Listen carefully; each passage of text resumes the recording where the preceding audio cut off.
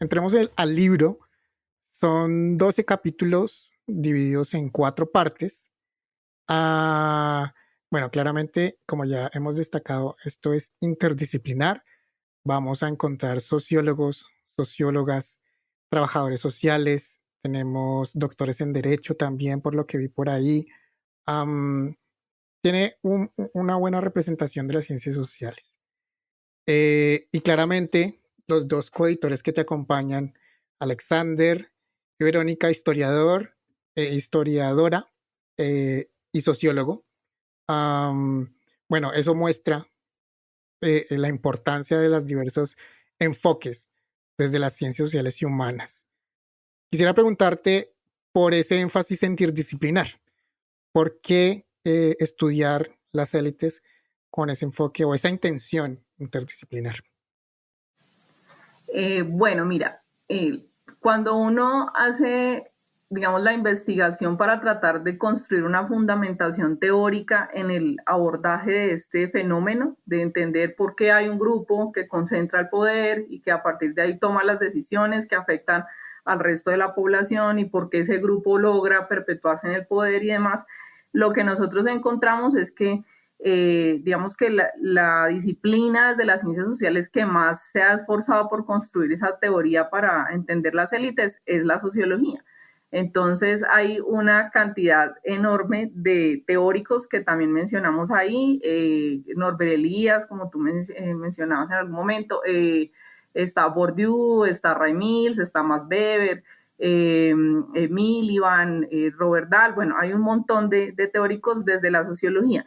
Sin embargo, lo que nosotros encontramos es que desde otras disciplinas, como desde la antropología, desde la ciencia política, la economía, la historia, también hay unos acercamientos que permiten nutrir un poco, o sea, ellos toman también este acervo teórico de la sociología para entender desde la mirada de esas disciplinas cómo se construyen esas élites, cómo se configuran y cómo se desarrollan en el tiempo.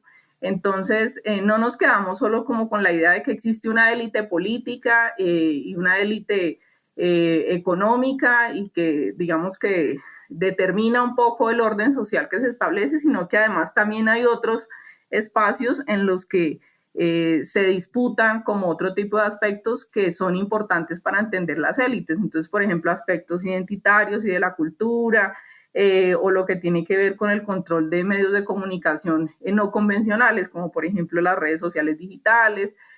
También encontramos lo que es el mundo del deporte. Entonces hay un capítulo un poco que aborda esa idea de cómo se relacionan unos colegios de élite en Bogotá con la conformación de unos equipos de fútbol. Entonces hay otros espacios donde también se disputan de alguna manera esos elementos que posibilitan entender un poco cómo funcionan esas élites y nos aportan, digamos, mucho más esa mirada dialógica entre esas otras disciplinas, como por ejemplo la antropología, la historia, la ciencia política, con la sociología. Entonces, por eso nos parecía súper importante poder ampliar un poco la mirada y no quedarnos solo con esa mirada clásica sobre la élite del poder.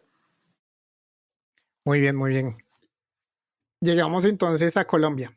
Colombia como punto central de este libro, sus capítulos giran alrededor de Colombia.